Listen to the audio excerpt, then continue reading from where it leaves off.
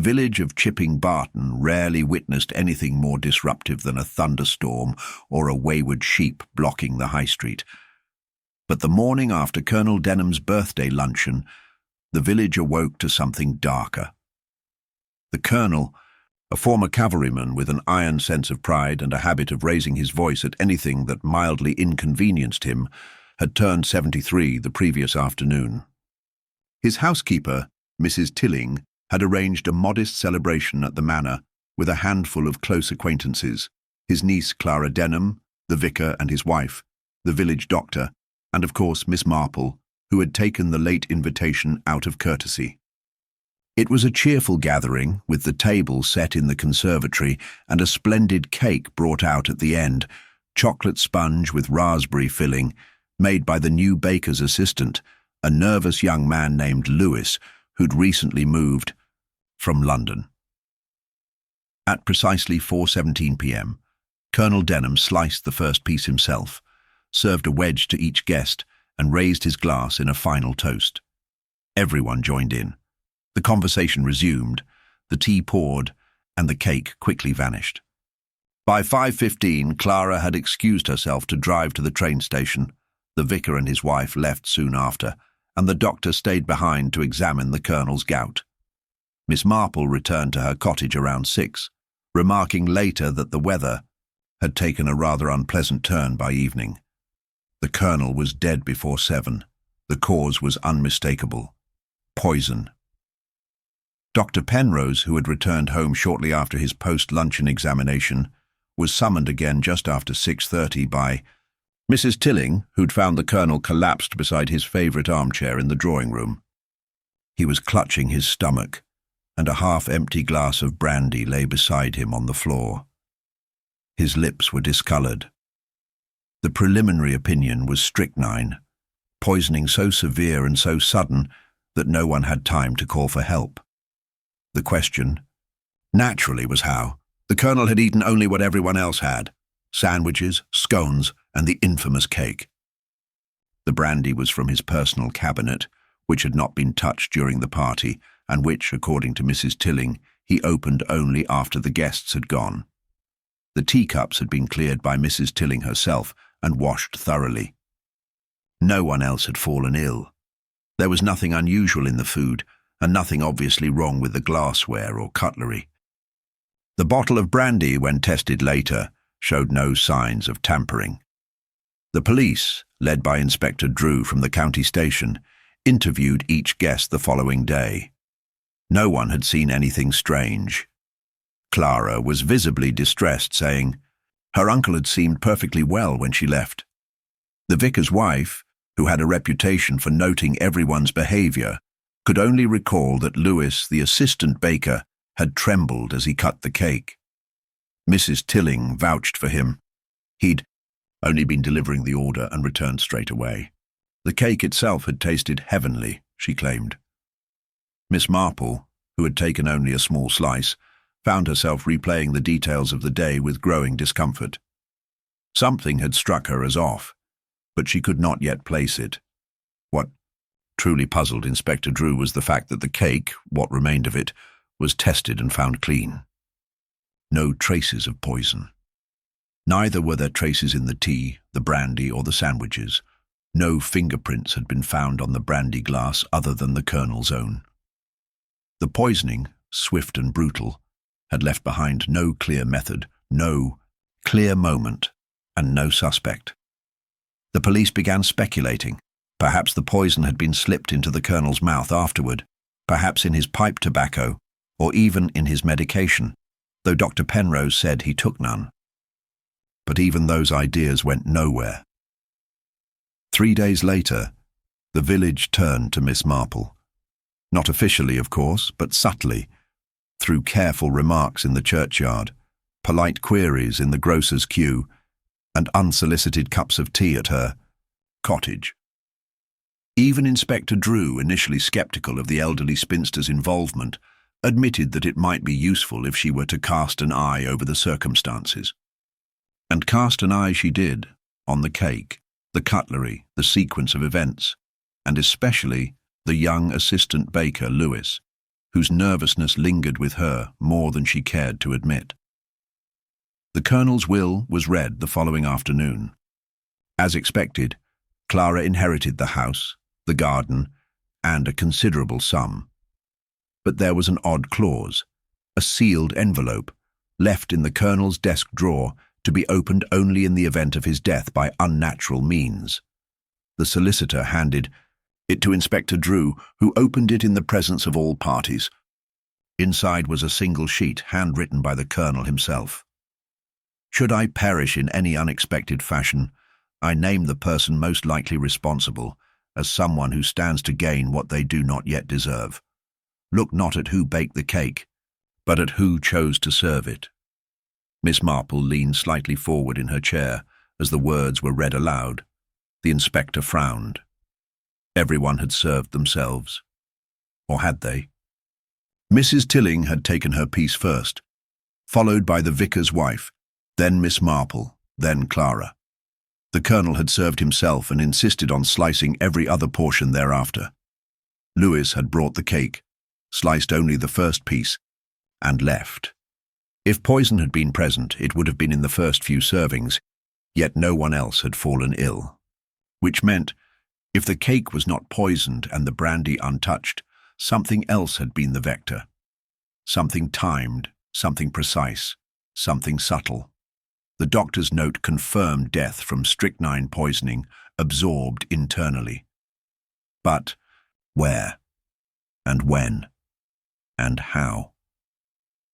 The answer remained buried in a detail, something out of place but not yet visible. Miss Marple closed her eyes briefly, recalling the scene at the table, the smell of the raspberries, the lace doilies under the tea, plates, the awkward smile Lewis had given Clara as he left. There was something in that moment, something she would need to revisit before the truth could rise to the surface. The crime, so simple and yet so elusive, had begun with a birthday cake. But where it would end was still hidden behind layers of silence, fear, and calculation.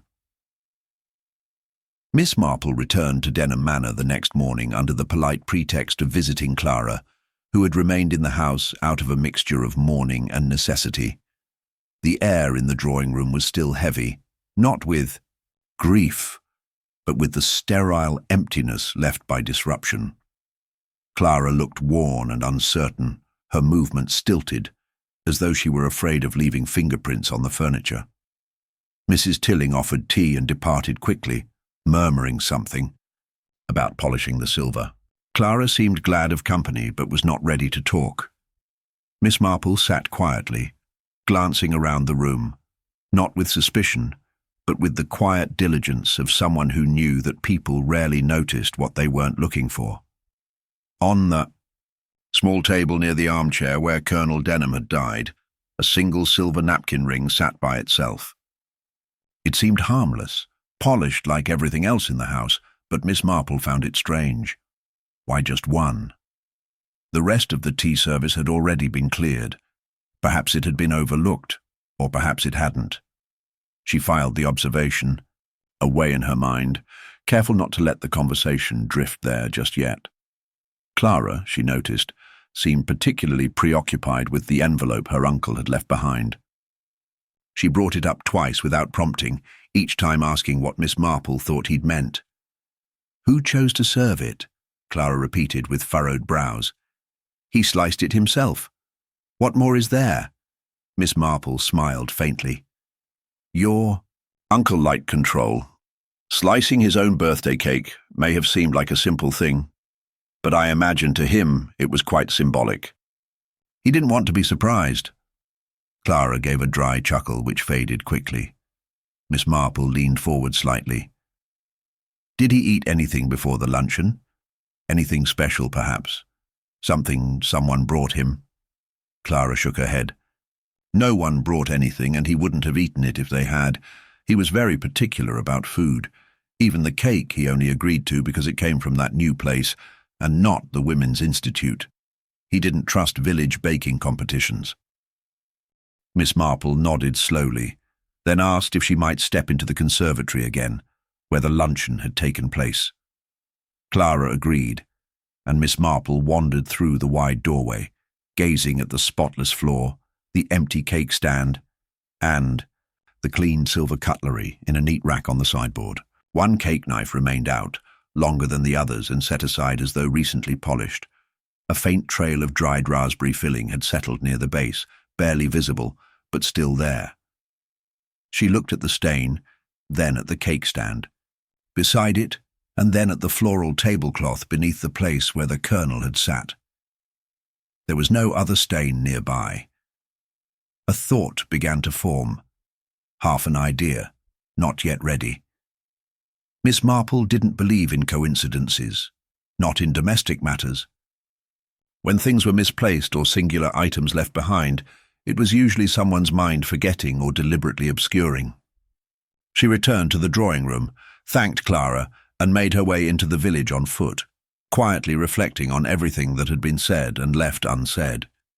She stopped by the bakery under the pretense of ordering a fruit loaf, and young Lewis emerged from the back, flour-dusted and tense. He blinked too often, he gave exact answers. When she asked if the raspberry filling had been homemade, he replied, "It comes in a sealed tub. We don't make that bit here." That was the only time his voice broke. He looked away, wiping his hands on his apron, and retreated to the kitchen before she could follow up. It was enough. Not a confession, of course, but a crack in the carefully arranged surface of the case. She left without her loaf and walked toward the church, where she knew she'd find the vicar tending to the grounds. He greeted her with the warmth of someone relieved to speak of anything other than death. But Miss Marple steered the conversation toward the luncheon. "You were seated beside Clara, weren't you?" she asked gently. The vicar nodded. "And who was nearest the cake?" He frowned. "The Colonel, naturally. He kept it right in front of him until everyone had a piece." "And Clara?" "She helped pass plates, I believe." "That's normal, isn't it?" Miss Marple tilted her head. "Yes, quite normal, especially when someone wants to seem useful." She walked back slowly, considering the dynamic. Clara had said she did nothing unusual, yet multiple people had. Recalled her assisting with the cake. If the cake itself had no poison and the brandy bottle was untouched, then perhaps it wasn't the food or drink at all. Perhaps the delivery had been more intimate, more deliberate. Something passed directly to the Colonel's lips, something that might leave no trace. A moment of distraction, a wipe of a mouth, a dab with a napkin soaked in something lethal. And that lonely napkin ring, why just one? She returned to Denham Manor later that evening, asking Mrs. Tilling if she might borrow the linen napkins used during the party. Mrs. Tilling, though puzzled, retrieved them from the laundry basket, assuring Miss Marple they had not yet been washed. There were 6, each folded and neatly pressed, though one had a peculiar stiffness to it as though it had dried differently. She didn't need a laboratory to know what she suspected. Inspector Drew was less than thrilled to receive her call, but curiosity drove him to listen. Miss Marple presented the stiffened napkin, the lonesome ring, and the observation about Clara's proximity to her uncle during the meal. Drew asked whether she was accusing Clara outright, but Miss Marple only smiled. No, not yet. But someone served him something that was not cake, something directly placed in his hand or to his mouth, something no one else touched, perhaps even a napkin. The inspector looked unconvinced. Why would Clara do such a thing? Miss Marple's eyes were calm. People kill for money, but they also kill to prevent secrets from coming out.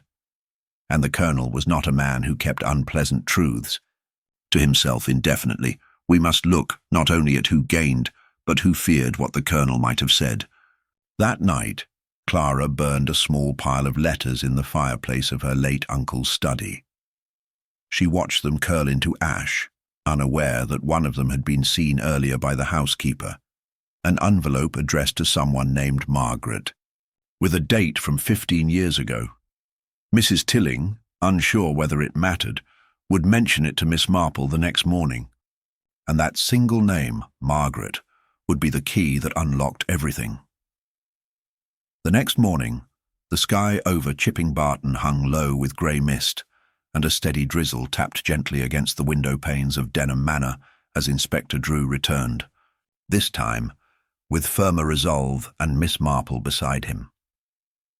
Clara met them in the hall with her usual guarded politeness, her posture sharp, voice steady, but her eyes carried the dull sheen of someone worn thin by scrutiny. The inspector explained.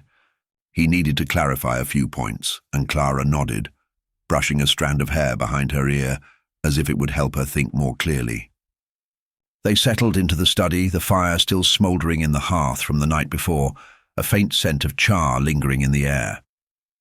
"Clara," Drew began, glancing briefly at Miss Marple, "when did you last see the letters your uncle kept in this desk?" Clara blinked, caught slightly off guard. "Letters?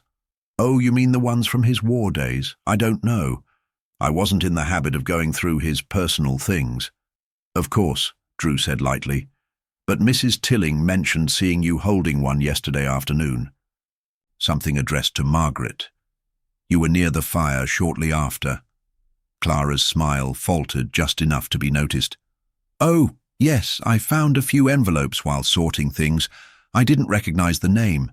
They didn't seem relevant." "Still," Miss Marple said softly, "perhaps relevant to him. Margaret is not an uncommon name, but it might explain why he added that curious clause in his will, to suggest someone feared what he might reveal." She studied Clara closely. "Did your uncle ever speak of a woman named Margaret?" Clara hesitated, then answered too quickly. "No, never. He wasn't the sort to dwell on sentiment." The inspector nodded slowly but made no immediate comment. Instead, he requested Mrs. Tilling join them. The housekeeper arrived with hands folded and an expression more nervous than usual. When asked about the envelope, she glanced uneasily at Clara before speaking. "It was about 4, maybe past, she said. "Miss Denham had gone into the study alone. When I brought in the tray, I saw her with a bundle of papers. There was one on top, cream envelope, the name written in red ink. Margaret, plain as anything. She didn't look pleased to see me." "I wasn't hiding anything," Clara said quickly. "I was trying to decide what to keep. It was personal." "That may be true," Miss Marple said gently, "but it's strange timing, don't you think? Burning letters the night of your uncle's death, and particularly one addressed to a woman no one seems to know." Clara's composure strained. "You're trying to twist ordinary things into something sinister. I was overwhelmed. The fire was for comfort, not destruction." Inspector Drew let the silence stretch, then stood and turned to Miss Marple. "Let's speak to the others, shall we?" They started with Dr. Penrose, who arrived promptly when summoned. The doctor was a precise man, meticulous in dress and speech, and visibly wary of the growing attention on the case. When asked again about the time he left the manor, he replied, 5:15. Clara walked me out. But Mrs. Tilling said, "You stayed later," Drew noted. Penrose's brow furrowed.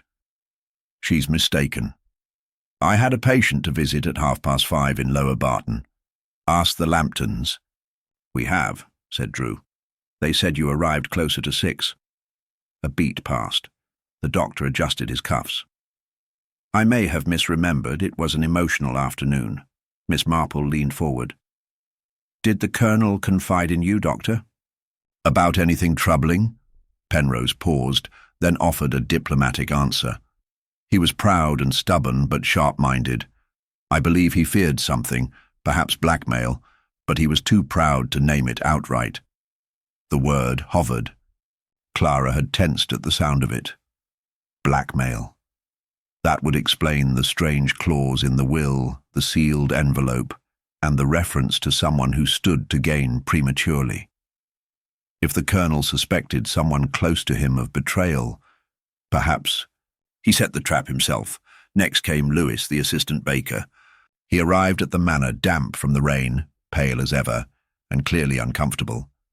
He sat hunched, fingers gripping his cap. "I didn't do anything wrong," he said immediately, voice trembling. "I just delivered the cake." "We're not accusing you," Miss Marple said kindly. "Just trying to understand the order of things. When you delivered the cake, did anyone else speak with you privately?" Lewis glanced up, then away. "Miss Denham came into the kitchen while I was setting it on the tray. Said she wanted to check the decorations." His throat bobbed. "She touched it." "Touched it how?" Drew asked. He hesitated. "Took off a sugar flower, said it was crooked. Then she asked for the cake knife and passed it back. I didn't think anything of it." Miss Marple exchanged a glance with Drew. That knife, the one with the raspberry stain, had been used after all. And Clara had handled it before the party began. If the knife carried residue, it might have been the vector, not the cake. The act of cutting itself. Before they dismissed Lewis, Miss Marple asked one last thing. "Did the Colonel speak to you?" "Anything memorable?" Lewis shook his head. "He just said, 'You're not local.' I said, 'No, ma'am,' that was it." Their final interview of the day was with the vicar's wife, Mrs. Elspeth Terrell, who had a habit of talking in circles but remembered everything. She sat in the same conservatory chair she'd used during the luncheon and described the meal, down to the placement of the spoons. "The Colonel seemed cheerful," she said. "A bit brusque, but that was him. He had a fondness for Clara, though he teased her terribly. Said she always made messes of things when she tried too hard." "What kind of messes?" Miss Marple asked. "Oh, she once broke a vase arranging flowers for the bishop's visit, and she hid the pieces in the garden to avoid scolding. He brought it up every Christmas. Said she panicked when cornered." Miss Marple nodded. "A woman who feared confrontation, who burned letters, who overcompensated with poise, and who had reason, perhaps, to keep certain things buried." As the day ended and the rain slowed, Miss Marple returned to her cottage, a thin thread of truth beginning to form between the conflicting accounts. Penrose had lied about his timing. Clara had altered the cake before it reached the table. Lewis had been the unwitting courier. And the napkin had not been used. It had been placed, intentionally. What remained was motive, not just money, but fear. And if Margaret, whoever she was, posed a threat to someone's inheritance or respectability, it would explain a desperate act committed under the guise of family celebration. Miss Marple poured herself a modest cup of tea and sat by the window. The mist still clung to the hedgerows. Somewhere in the silence, she felt the edges of the story settling into place. The lies had started to show their seams. All that remained was to pull the right thread and watch the fabric come undone. The next morning arrived with a chill that seemed to seep through the bricks of Miss Marple's cottage, as though even the weather was waiting for something to break. She stepped into her garden with her coat buttoned and her mind already turning. There were too many threads, and none of them led neatly to a single knot. Clara, Lewis, Dr. Penrose, they all had moments that didn't line up. But none of them, not even Clara with her fire and her envelope, felt like the sole architect of the Colonel's death. Miss Marple believed in people doing foolish things under pressure, but she also believed in cause and effect. And something about this case was still resisting alignment. At Inspector Drew's request, she returned to the manor shortly after 10 to assist in reviewing what they now called the Circle, the guests and staff present on the day of the luncheon, along with anyone whose actions may have indirectly touched the timeline of the death. They gathered in the Colonel's study, where Drew had pinned notes and times to a small corkboard and scrawled connections in thick pencil. But while he looked for who had done what when, Miss Marple turned her attention to the why. Clara, the most obvious suspect, had both motive and opportunity. The inheritance was substantial: property, liquid assets, even a modest portfolio of railway stocks. But that alone wouldn't have been enough for murder. Clara had always depended on the Colonel, tolerated his strictness, and despite the uncomfortable family dynamic, she didn't strike Miss Marple as the greedy type. Unless something had shifted, unless she had discovered her future was not as secure as she'd assumed. Perhaps the Colonel had threatened to change his will. Perhaps the arrival of a letter from someone like Margaret, a name from the past, posed a danger to Clara's position. If Margaret was a former lover, a long-lost daughter, or even a first wife, her appearance could easily alter the inheritance, especially if the Colonel had intended to make amends. Then there was Dr. Penrose. His alibi had already shown cracks, and his manner had grown increasingly rehearsed. He hadn't seemed surprised by the poison diagnosis, and his insistence that the Colonel had taken no medication was unusual for a man of that age. Miss Marple remembered something else as well: the Colonel's long-standing appointment with the doctor every other Thursday. Not for gout, but for monitoring. Could Penrose have known about a terminal illness, something the Colonel hadn't shared with anyone else? If so, and if that illness tied somehow to the identity of this Margaret, say if she were a child, conceived during the war, and Penrose had helped cover it up, it could make sense that he feared the past returning. Miss Marple asked for the Colonel's calendar. It was sparse, but one entry stood out. 2 weeks prior, the words "Marg letter sent" had been written in blue ink. No surname, no address, but it suggested the Colonel had reached out to someone, not received anything. That changed everything. It meant the Colonel wasn't being blackmailed. He was reaching out, trying to reconnect, perhaps even make amends.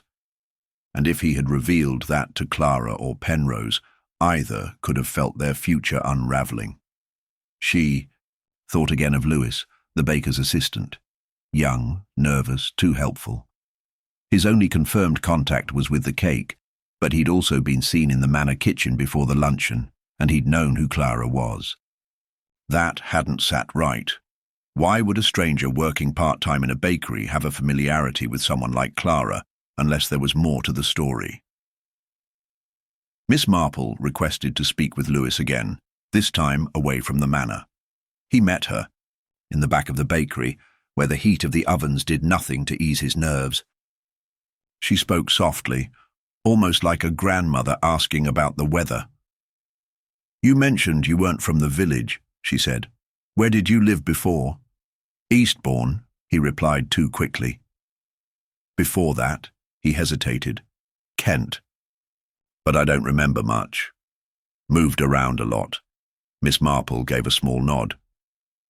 "And how did you come to work at the bakery?"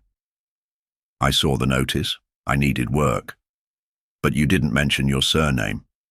"I think it's Margaret's surname too, isn't it? Denham." Lewis stiffened. His hands twitched at his sides. "I don't know what you mean." But Miss Marple could already see the shape of the truth. The Colonel hadn't been killed because someone feared blackmail. He had reached out to his past, invited it into his present, and someone else had panicked. She looked at Lewis with fresh understanding. He wasn't the killer. He was the trigger. "You're his grandson, aren't you?" His mouth opened, but he said nothing. "The Colonel wrote to Margaret. She must have told you. Or perhaps you found the letter yourself. You came here to see him. Not as a guest, of course, that would have raised questions. But as a bakery boy, slipping into the edges of the party, did you speak to him?" Lewis swallowed. "He recognized me. I think he knew the moment I walked in, but he didn't say anything." Miss Marple didn't press him further. The sadness in his eyes was enough. The boy had come hoping for a connection, and someone else had seen that as a threat. Clara, perhaps. Or Penrose, if he'd helped bury the truth long ago. Back at the manor, Miss Marple sat with Drew and laid out the tangled maze. Clara feared losing everything, not just money, but identity.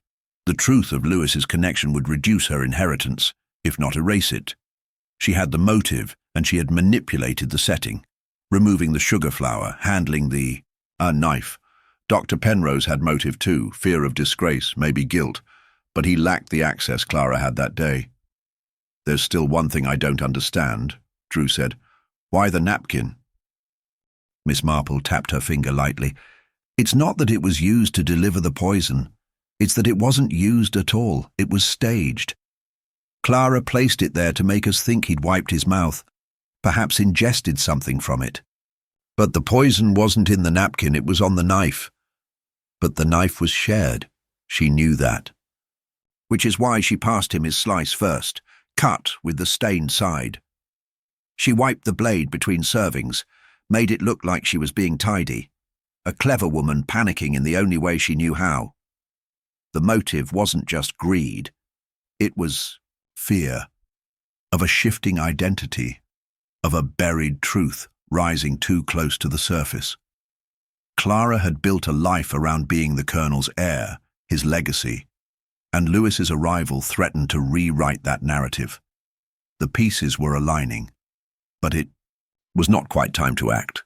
Miss Marple had one more step, one final test, to make sure her theory held. She needed to speak with Clara again, alone, and in the room where the murder had begun. Because sometimes the motive hid not in what was done, but in what people couldn't bear to lose. The drawing room at Denham Manor had been tidied into sterile neatness, as though the space could distance itself from the violence it had quietly witnessed. Miss Marple arrived just after luncheon at Inspector Drew's invitation, though she suspected his tone had been less about consultation this time and more about confirmation. He met her in the study, a file in his hand and a look of cautious triumph. "It's Penrose," he said without waiting for her to sit.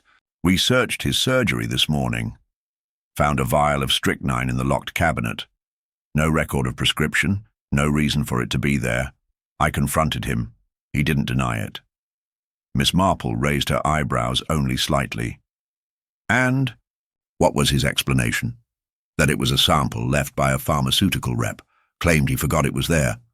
She offered no comment. "Also," Drew continued, "we found a letter, a draft, unsigned. He'd written to someone, possibly Margaret, we think, asking her not to come forward. 'It will destroy everything,' he wrote. 'You don't know what you're risking.' If the Colonel had invited her here, it explains why Penrose might act, to keep her silent." "A compelling theory," Miss Marple said softly, her voice even, but too linear. Drew frowned. "You think it's wrong?" "I think," she replied, "it's tidy, too tidy.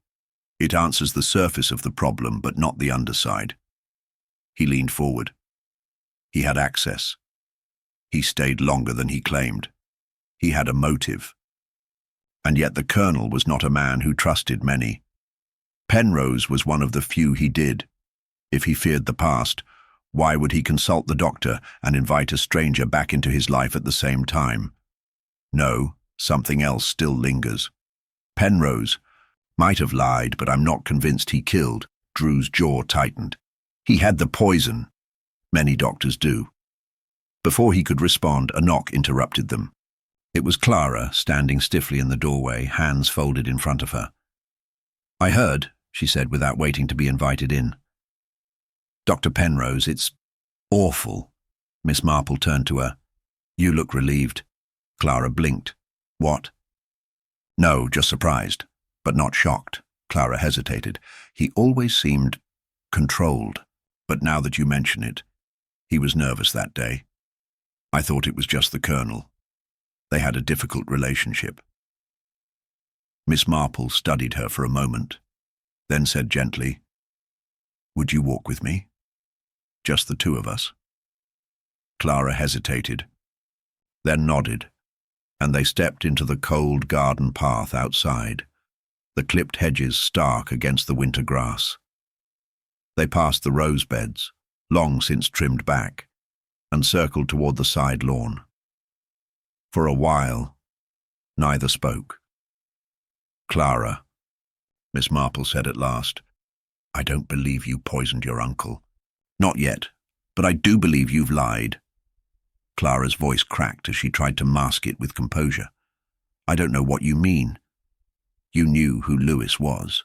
You knew why he came." Clara's jaw tightened. "Even if I did, what does that prove?"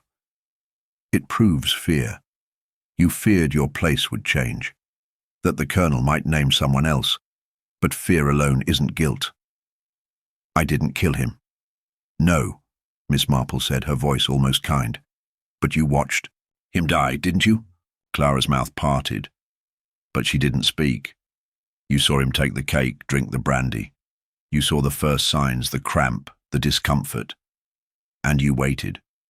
Perhaps you thought he was pretending, or overreacting.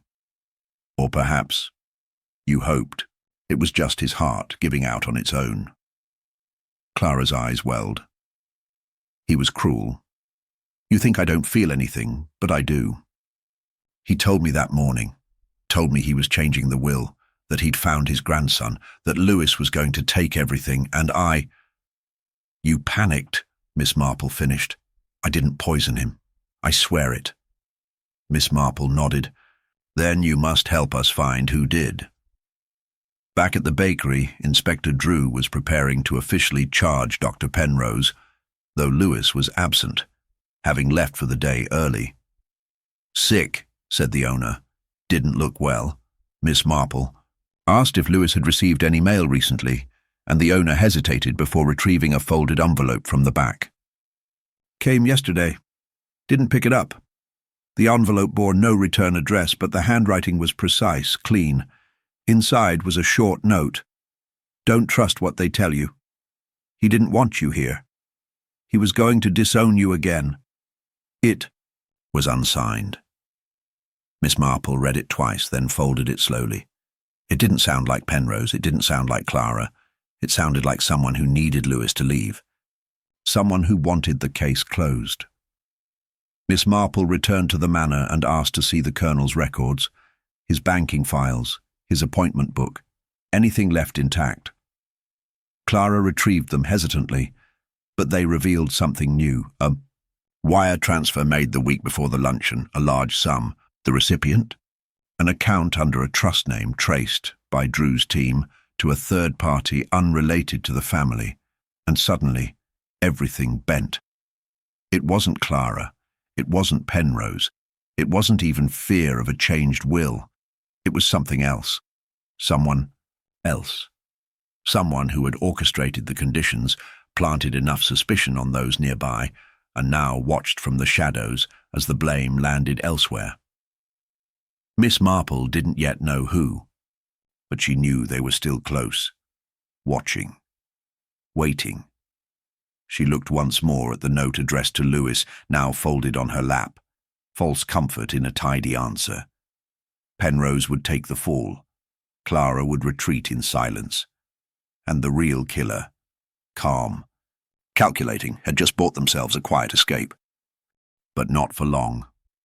The fire in Miss Marple's cottage burned low as evening drew in, its soft warmth doing little to quiet the unease that had taken root in her thoughts. The case was shifting in shape. What had appeared to be a domestic quarrel, wrapped in inheritance, now hinted at something deeper. Penrose's arrest had satisfied the authorities, and Clara had retreated into silence. But Miss Marple had never put her faith in neat conclusions. The anonymous letter to Lewis gnawed at her. Someone had manipulated the boy, drawn him in only to push him out again. And someone had orchestrated just enough noise to let others take the fall. That kind of thinking didn't come from panic, it came from practice.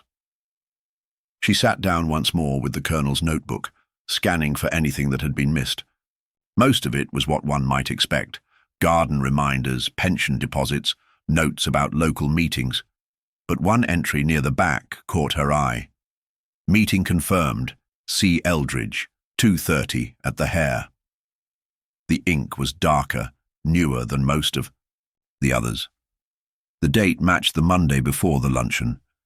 She stared at the name. It didn't ring any village bells. She knew every Eldridge in the parish register, and there were none.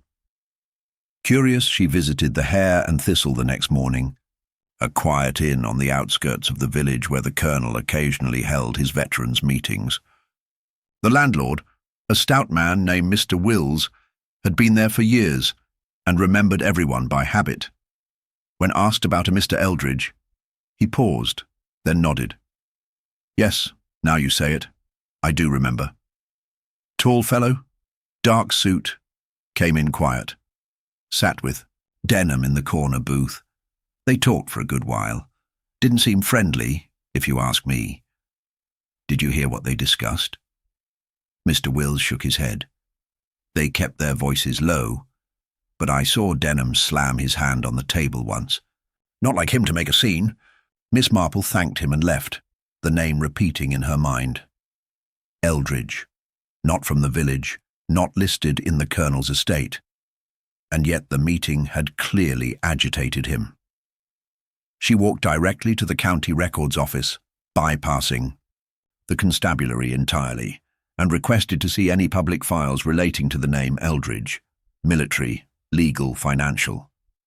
It took over an hour, but one document emerged, a court record from nearly 2 decades ago, a man named Charles Eldridge discharged dishonorably from the army following an embezzlement scandal. The victim of the scheme, Colonel Denham, then Major Denham, who had reported Eldridge for siphoning funds from the regiment's supply accounts during their deployment in Cyprus. Eldridge had served 5 years, then disappeared. The past had come back, not in the form of a long-lost son or secret lover, but of betrayal. If the colonel had arranged a meeting with Eldridge, it was not for reconciliation. He had likely discovered the man's whereabouts and summoned him to confront him once more, perhaps to threaten legal action or public exposure. But that didn't explain the link to the current crime. Not yet. She returned to the village and asked to see the letter. Lewis had received again. The handwriting was careful, but not impersonal. She compared it with the colonel's own, not a match. But something about the curves of the G and the flick of the R in Margaret reminded her of someone else's hand. A sample from one of the parish Christmas cards sat in her drawer, signed by the solicitor who had read the colonel's will, Mr. Alan Bryce. She pulled it out, held the envelope beside it, and frowned. The similarity was striking. That evening she arranged for a quiet conversation with Mr. Bryce, under the guise of needing legal advice. They met in his office on the High Street, where he sat comfortably behind his desk, confident in the casual authority that came with years of handling village affairs. Miss Marple kept her questions light, conversational, until she mentioned the name Eldridge. His reaction was immediate and imperceptibly cautious. Old name. Don't think I've heard it recently. But it's in your files, isn't it? She asked sweetly. You were involved in the original court proceedings, were you not? The military tribunal requested a local legal observer. I imagine you didn't expect the name to come back after all these years. Bryce's smile faded slightly. I'm not sure what you're implying. I'm implying that someone with a long-standing grudge might have seen an opportunity. That perhaps, when the colonel made contact with Eldridge, someone close to both of them realized the danger, not just to the colonel, but to themselves. He leaned back, expression tight. That was a long time ago. Water under the bridge. Not if that bridge was set alight. She paused, then added gently, Bryce, did Eldridge know something about you? His silence was the only answer she needed. Later that night, Miss Marple sat at her writing desk and laid out what she now believed. Bryce had served alongside the colonel, albeit in an administrative capacity. He'd kept quiet during the embezzlement trial, but perhaps he had benefited from it. Perhaps some of the siphoned funds had found their way into accounts he controlled, or perhaps Eldridge had taken the fall for both of them. Whatever the truth, it had resurfaced. Denham's meeting with Eldridge had likely ended in threats, legal, financial, or reputational. Bryce, acting to preserve himself, had intervened, not by poisoning the cake. That would be too obvious, too risky. But he had access to the colonel's affairs. He managed the estate, the records, the legal filings. He knew about Lewis's arrival, about the will being updated, about the trust fund transfer. It was he who planted the idea that Penrose had sent the letter to Margaret. He who could nudge Clara toward panic could nudge the police toward Penrose. And the real killer, not a jealous niece or a panicked doctor, a solicitor, practiced in paperwork, patient and precise, who had borrowed from the shadows of the past to strike in the present. Miss Marple folded her hands slowly. The web was nearly complete, but she would need one final thread, something undeniable, to pull him into the light. Miss Marple sat alone in the dim light of her sitting room, the fire now reduced to embers and the clock ticking softly on the mantel. The pieces of the puzzle lay scattered still, though their edges had begun to show the picture. Alan Bryce, the solicitor, was clever and cautious, too clever to leave direct evidence, too cautious to act without distance, and yet his fingerprints were beginning to smudge the clean edges of the narrative. He had motives that spanned decades, and a subtle hand capable of nudging others into action while he stood comfortably in the background. Miss Marple knew that to expose a man like Bryce, one had to pull away not the mask, but the mask behind the mask. The next morning she requested Inspector Drew join her in the Manor's drawing room for tea, and after a short exchange she explained her plan. "I need you to invite Mr. Bryce here for a final estate consultation, just as a formality," she said calmly, pouring tea with steady hands. "We'll say it concerns a clause in the will, something minor and bureaucratic, something that will bring him into the room with Clara, Dr. Penrose, and Lewis." Drew gave her a skeptical look. "What's the point of gathering them all? To watch him? And to let him believe he's won? People like Mr. Bryce only ever reveal themselves when they think the game is over." By mid-afternoon, all four individuals were seated in the drawing room. Clara sat near the hearth, pale but composed, her eyes flicking anxiously toward the others. Dr. Penrose appeared resigned, cautiously polite, clearly eager to avoid further embarrassment. Lewis sat awkwardly at the edge of a high-backed chair, his eyes darting nervously around the room. Bryce entered last, briefcase in hand, face smooth and unreadable. He greeted each person with professional detachment, then took his seat across from Miss Marple and Drew. "Thank you all for coming," Miss Marple began gently. "There is, in fact, no new clause to review. What I needed was your attention for a simple matter of clarification. You see, the Colonel's will has a curious sentence. Look not at who baked the cake, but at who chose to serve it. I believe now that sentence was meant as misdirection. A riddle. The cake, you see, was never the weapon, but the performance around it. That is where the truth lies." She turned toward Lewis. "You told us Clara handled the knife, but you also said she removed a sugar flower." Lewis nodded uncertainly. "Yes, she said it looked crooked." Miss Marple nodded slowly. "That flower was edible sugar, was it not?" "Yes." "Yet no one else recalls seeing it removed." Bryce raised an eyebrow. "I fail to see how that's relevant." "Because," Miss Marple said smoothly, "there never was a sugar flower on the cake. I visited the bakery yesterday. I asked them to replicate the Colonel's order exactly. They told me the design was simple: a chocolate sponge, raspberry filling, and a plain cream top. No flowers, no decorations at all." Silence settled into the room like dust. Clara's brow furrowed. Lewis looked stricken. Dr. Penrose turned his head sharply. Bryce, however, remained still. "If there was no flower," Miss Marple continued, "then Lewis's memory was altered, and not by accident. Someone planted the idea in his mind. Someone who knew he would be questioned and wanted his testimony, to gently nudge suspicion toward Clara. Not an overt accusation, just a subtle redirection." Drew interjected.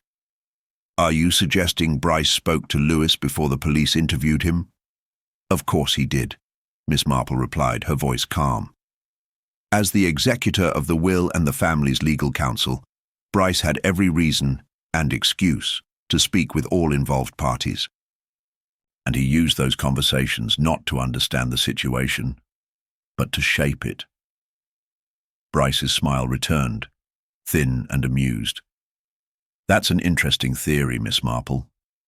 But I do wonder, if I had wanted to deflect suspicion, why not simply destroy the will or alter it? You didn't need to, she said. You had something better, a second will. This time, even Bryce blinked.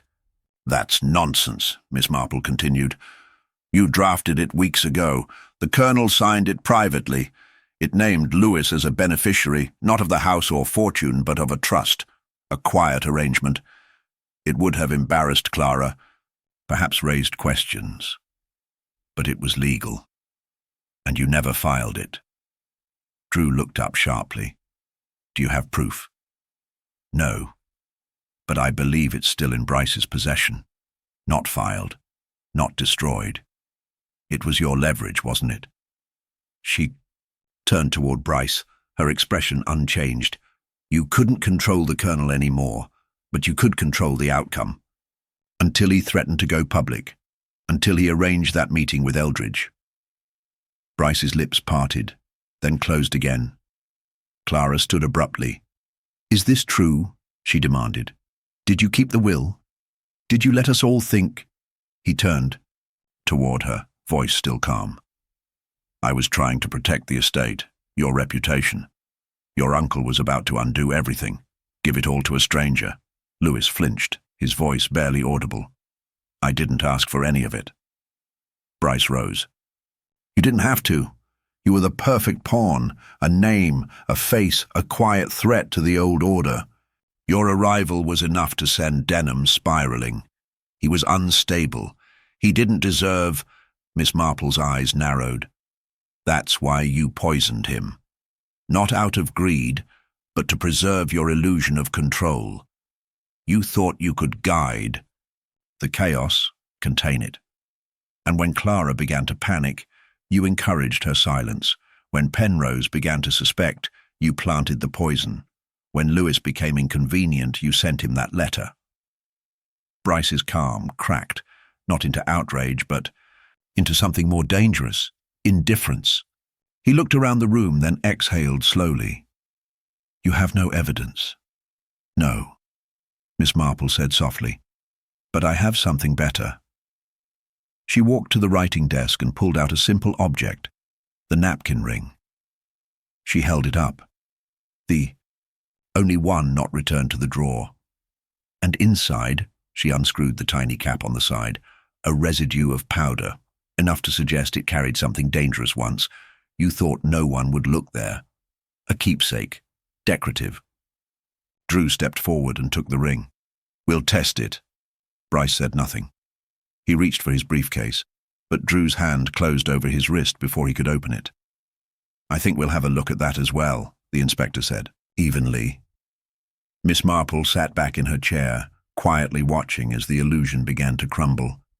Not with a confession or a chase, but with silence, tightening like a noose around a man who had built his life on staying just out of reach. The poison had been hidden in plain sight, just like the killer. And now, finally, both had been seen. The air inside Denham Manor felt oddly still after Bryce's quiet detainment. Inspector Drew had taken him away in near silence, the solicitor offering no protest, only a single glance at Miss Marple, as if registering for the first time that he had underestimated her completely.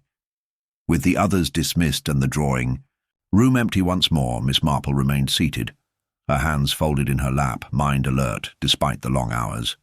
She had no satisfaction in Bryce's downfall, only a gnawing certainty that something wasn't finished. The case had revealed its face, but not yet its bones. Late that night, she returned to her cottage and placed the napkin ring inside a cloth-lined box, which she locked in her writing desk until the authorities could arrange proper forensic testing. It was a relic of deception, a small, unassuming object that had nearly gone unnoticed, just as its owner had intended. She made careful notes in her journal, cross-referencing statements and times, drawing connections between the inheritance, the second will, and Bryce's deliberate manipulations. But something continued to press at her.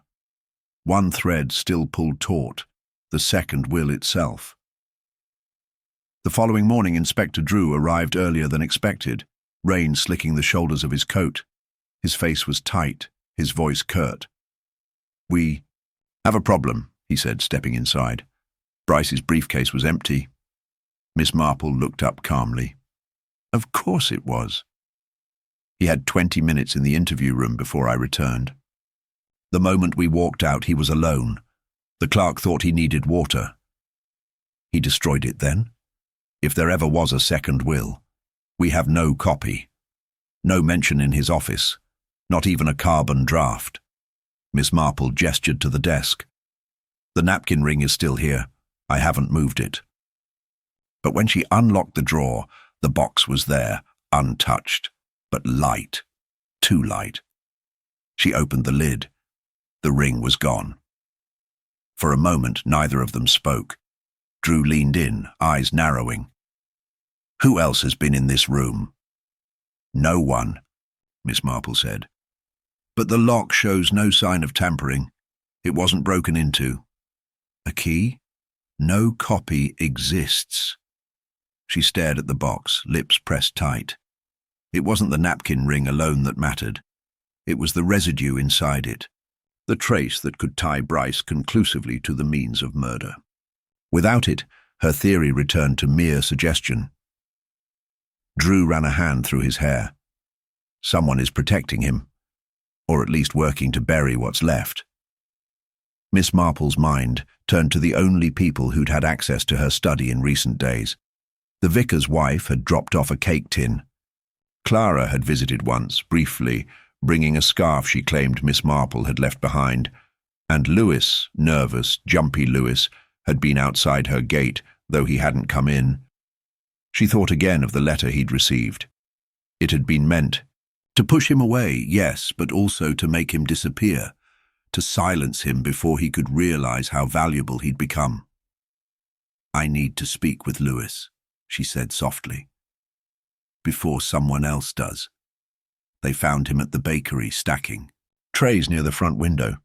His eyes widened when he saw them, and Miss Marple detected something different in his expression, not fear but confusion, like someone who had been told one version of events but was now starting to question it. "I didn't take anything," he said before they even asked. "I didn't go near your house." Miss Marple stepped forward. "I believe you, but someone used you, and now that person is growing desperate." Lewis hesitated. I got another letter this morning." He fished it from his coat pocket, hands shaking slightly. This one was shorter than the first. "Leave quietly. No more stories. No one will believe you if you stay." It was typed. Miss Marple read it twice. "They're running out of ways to control you." Drew took the note. "We'll trace the paper and ink. Anything helps." Miss Marple turned back to Lewis. "You saw something, didn't you? Not during the luncheon, but the day before. At the manor, something that didn't make sense." He nodded slowly. "I came early, dropped off the cake before the guests arrived. Mr. Bryce was already there, said he was finalizing the will. But I saw him go into the study and lock the door. When he came out, he was red-faced, and he had an envelope. He was sweating, shaky." "You didn't mention this before," Drew said. "I thought it was private stuff. I didn't think it mattered." Miss Marple's eyes sharpened. "And did he leave through the front?" "No. He went around the back. That was the missing moment." Bryce had been seen coming from the study before the murder, carrying an envelope, possibly the new will. But now both the document and the napkin ring were gone, and someone had slipped into Miss Marple's study without leaving a trace. That evening, as the village settled under grey skies and the last of the shops shuttered their doors, Miss Marple sat again in her armchair, thinking through the events with a needle-pointed calm. Someone else had entered her home, someone familiar enough to walk the garden path, familiar enough to be let in if spotted. The lock had not been forced, no tools, no scratches. which meant either the person had a key or had no need for one. She stood abruptly and went to her bookshelf. Behind a row of old novels tucked beside her account book was a small velvet pouch she kept for jewelry repairs. It had been opened. Inside were her duplicate drawer keys, used only when she misplaced. The primary one was missing. She walked slowly to her front door and looked out into the night. The gate creaked in the wind, and the hedges rustled faintly. Whoever had taken the ring had done so not with force, but with familiarity, with comfort. And that meant one thing. It wasn't Bryce who had stolen the evidence after all. It was someone who had been watching both her and him. Someone still inside the game. The wind howled outside Miss Marple's cottage as midnight crept past, bending branches against the window panes, and carrying with it the unmistakable tension of a story that refused to end. She had just finished resetting the lock on her writing desk, pointlessly perhaps, given that someone had already found their way in without disturbing a thing, when a sharp knock shattered the quiet. Not loud, but urgent. She opened the door, to find Inspector Drew, rain dripping from his coat, his face grim and pale. "She's gone," he said without preamble. Miss Marple blinked. "Who?" "Clara. Left the manor sometime before supper. Took nothing. No one saw her leave. She didn't tell the staff. There was a note on her dressing table, 3 words. I'm sorry. Goodbye." The words settled heavily between them. "She's not the type to vanish," Miss Marple said. "Not without a plan, and not without a reason." Drew shook his head. "I had a constable watching the property. No one reported anything unusual, but the note was folded around a photograph, an old one, a woman holding a baby. It was signed, Miss Marple felt her breath catch. "Margaret. Maybe. Or maybe it's something else entirely." They rode in silence to the manor, where the staff was still awake, whispering through hallways and casting nervous glances at closed doors. Clara's room was untouched apart from the note, and the photograph lay on the nightstand where Drew had left it. Miss Marple picked it up. The image was faded and sun-worn, but the woman's face was clear. Strong features, dark hair pulled back, standing in a modest kitchen with a baby in her arms. Behind them, just barely visible, was a calendar marked 1911. Miss Marple studied the expression. The woman wasn't smiling, not fully. There was something fierce in her posture, protective. She turned to Drew. "This isn't Clara's mother." "Then who?" "I don't know. But this photo didn't come from nowhere. Someone wanted her to find it. Someone wanted her to run." They went over every step Clara had taken that day, her movements in the house, her conversation with the housekeeper, her solitary walk through the garden just before the rain began. No one remembered seeing her return. Her car was still in the drive, keys left inside. She couldn't have gone far, but there were no signs of a struggle, no footprints in the soft earth by the gate, and no witnesses on the road. The next morning, as grey light spilled reluctantly over Chipping Barton, Miss Marple walked to the church. Not to pray, though some might say she did, but to search. The graveyard behind the nave had old markers, many nearly worn smooth, but her interest wasn't in the headstones. It was in the small crypt beneath the vestry, one rarely opened except for repairs or storage. She asked the groundskeeper for the key, citing an old historical inquiry. He obliged without question.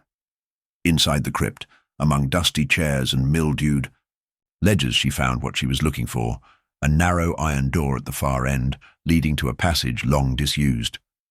It connected, according to parish records, to a tunnel that once ran under the hill, a relic from wartime, used by locals to avoid open roads. It had collapsed in places, but the entrance still remained. If someone wanted Clara to disappear, unseen, this would be the perfect route. And it was on church land, accessible to very few. Miss Marple returned to her cottage and waited. By midday, news arrived from the station. Alan Bryce had attempted escape. During transfer to the county court, he had feigned illness and slipped from the medical van during a roadside delay. He had a head start of an hour before anyone noticed. A manhunt was underway, but the roads were slick and visibility low. He could be anywhere. Miss Marple asked to see the clerk who had escorted him. The man, young and rattled, admitted that Bryce had been calm, almost too calm, and had requested a moment alone in the back to gather himself. That was when he vanished. No scuffle, no alarm. Just a missing man and a cooling trail. But Miss Marple didn't believe Bryce was running. Not exactly. She believed he was circling. That evening, she returned to the manor one final time. The staff had withdrawn. A constable now stood near the garden gate. Inside, silence settled like dust. She asked to go alone to the study. Drew hesitated, then agreed. She closed the door behind her and stood at the colonel's desk. Everything remained as it had been since the day of the murder. The same stack of papers, the same faded blotter, the empty chair that still held its shape. She reached for the drawer Bryce had once opened. The drawer Clara claimed held the envelope she burned and paused. Then, slowly, she pulled it open. Inside was nothing, or so it appeared. But she ran her fingers along the underside of the drawer and felt it. A false base. Carefully she lifted it. There it was. A second envelope. Unmarked. She opened it. Inside, a single page. If anything happens to me, look to the man who knows every secret but tells none. He is not my lawyer. He is my executioner. The handwriting was unmistakable. The colonel had known. He hadn't trusted Bryce for some time. The will, if it had ever existed, might not have been the only safeguard. He had left behind this final message, hidden in the place no one thought to check again. Not even Miss Marple. Until now. She turned at the sound of the door creaking. Clara stood in the doorway, soaked from the rain, eyes wide. "I couldn't leave," she said quietly.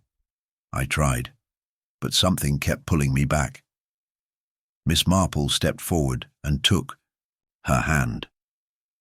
"Someone made you believe you had something to run from, but it's time you saw who really had something to hide." And from the hallway beyond, a shadow shifted. Light footsteps retreating too quickly.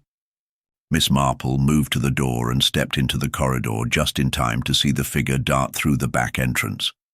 Not Bryce. Too slight. Too quick.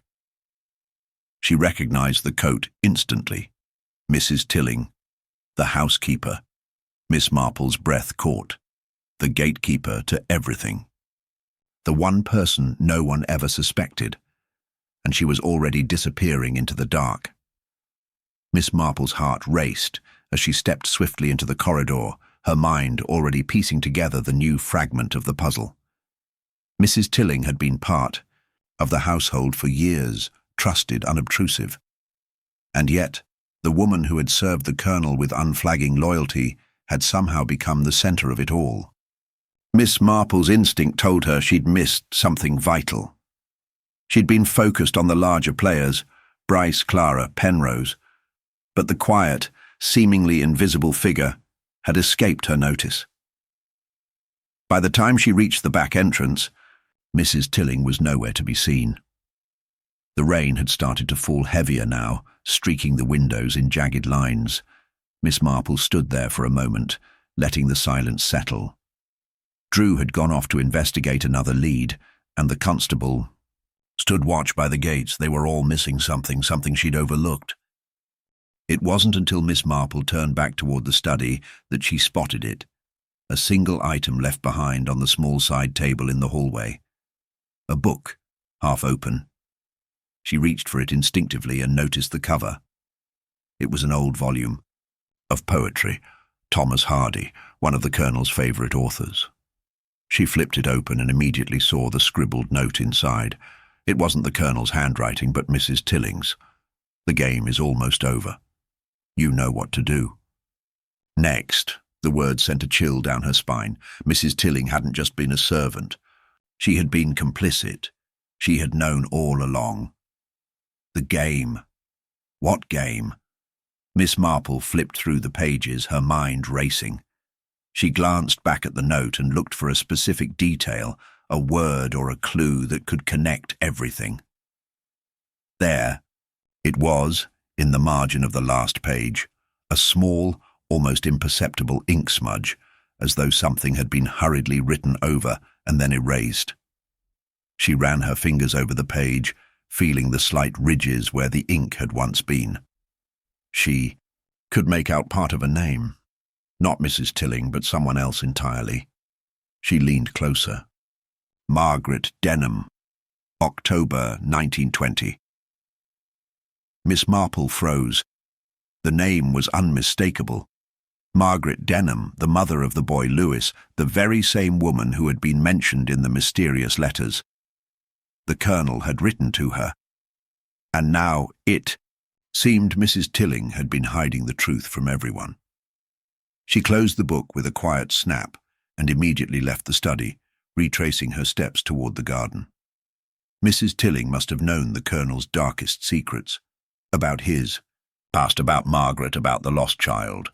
She had orchestrated every step of this scheme, using the fragile connections between Clara, Bryce, and even Lewis to cover her own tracks.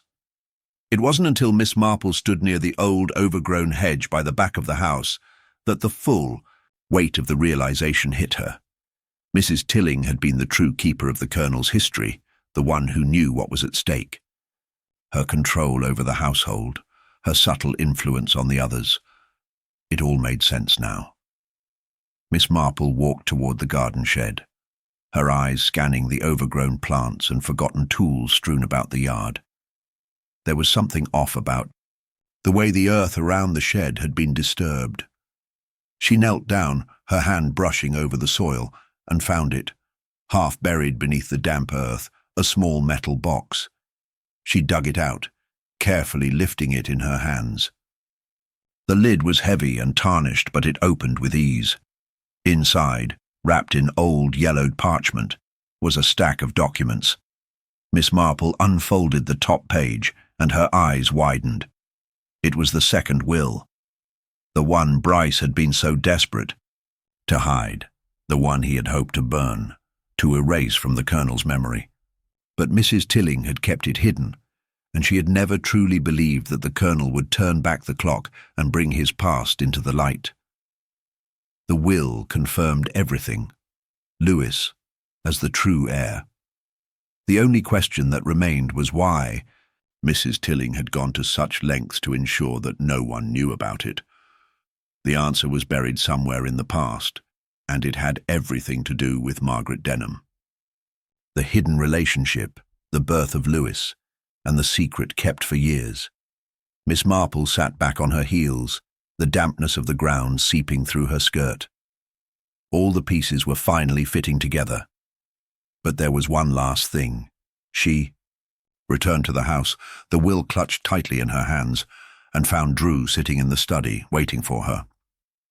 "What did you find?" he asked, his voice tight with impatience.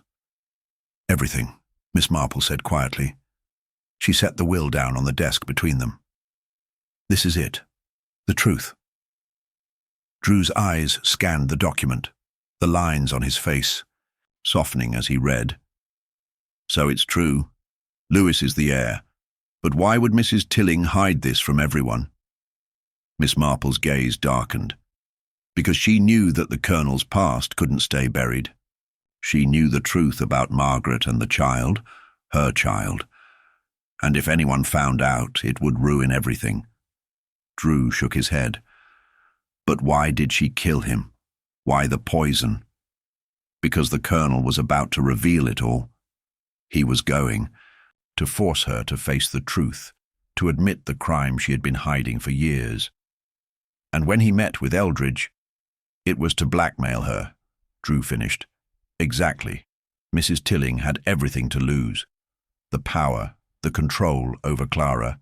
Even the legacy of the Colonel's estate. So she killed him before anyone could expose her. The pieces were finally in place, and as the light from the setting sun filtered through the window, Miss Marple knew that the end was near. They would find Mrs. Tilling. They would bring her to justice, and the secret would finally be uncovered. Miss Marple stood at the window, her eyes fixed on the sprawling gardens that surrounded Denham Manor. The air was thick with tension, the rain that had been pouring steadily now abating into a soft drizzle.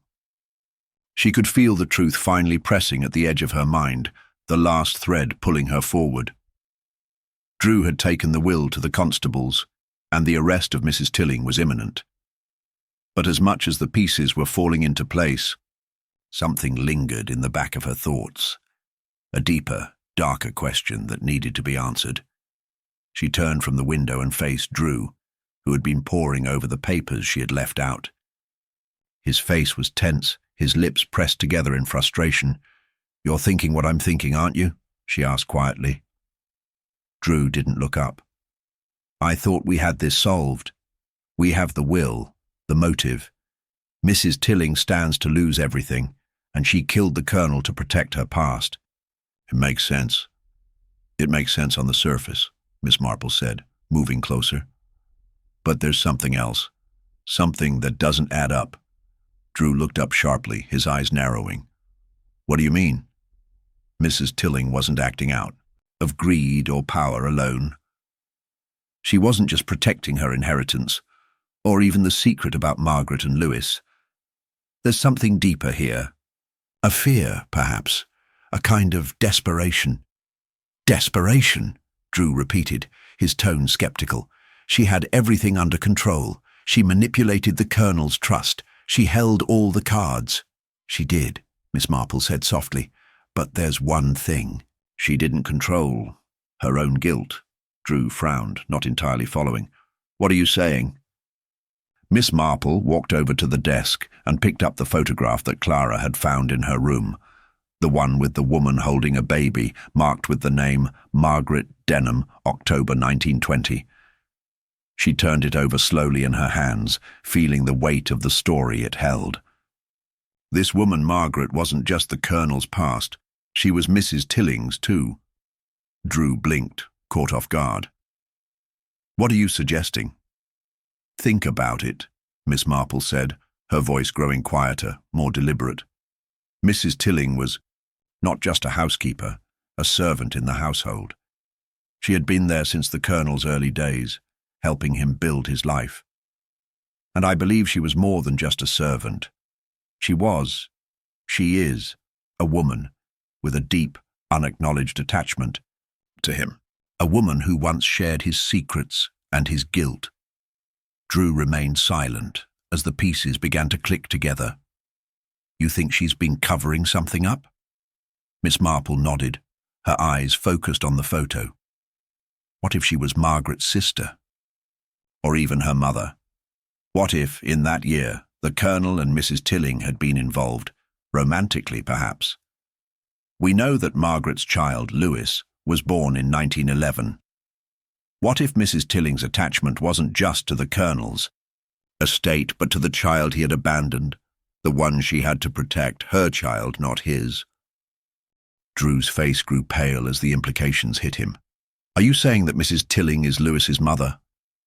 "Not exactly," Miss Marple said softly, "but I believe she played a role in his life in ways no one knew.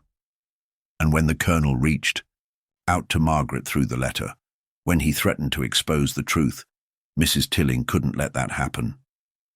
Not when it would destroy everything she had built with him." Drew leaned back in his chair, shaking his head slowly. That would mean that the crime wasn't about money or power. It was about something else entirely, something more personal. "Exactly," Miss Marple said, her voice taking on a weight of understanding.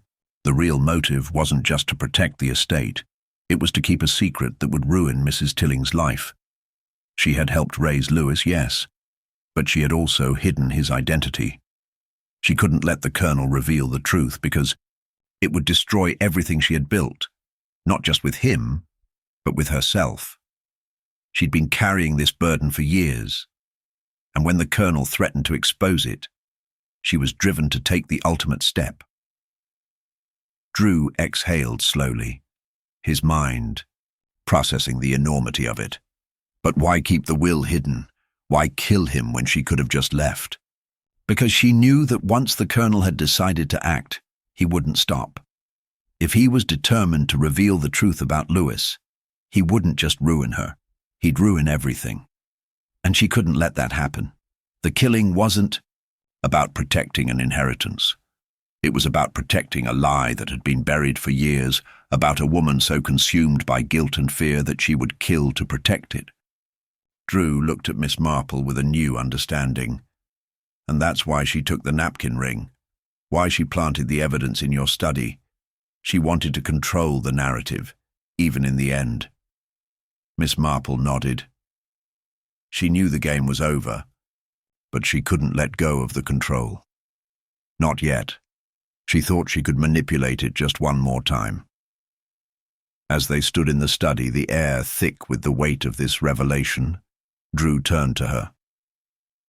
But if she killed him to protect the secret, why take off like this? Why leave without a word? Because now that the truth is out there, there's nothing left to protect. Mrs. Tilling was not just trying to keep the colonel's estate or even Lewis's legacy intact. She was trying to protect herself, her identity, her role in this story. Now that it's unraveling, she doesn't know what comes next. She doesn't know how to live with this truth. Drew hesitated before speaking. What will happen now? Miss Marple looked out the window toward the rain-darkened horizon. She will have to face it, just as all those who bury their truths eventually do. The lies she's been telling herself will catch up with her, just as they've caught up with all of us.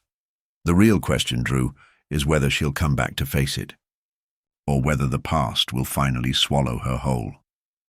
And in that moment, the sense of finality hung heavy in the air. The truth was now clear, but the consequences were only just beginning to unfold.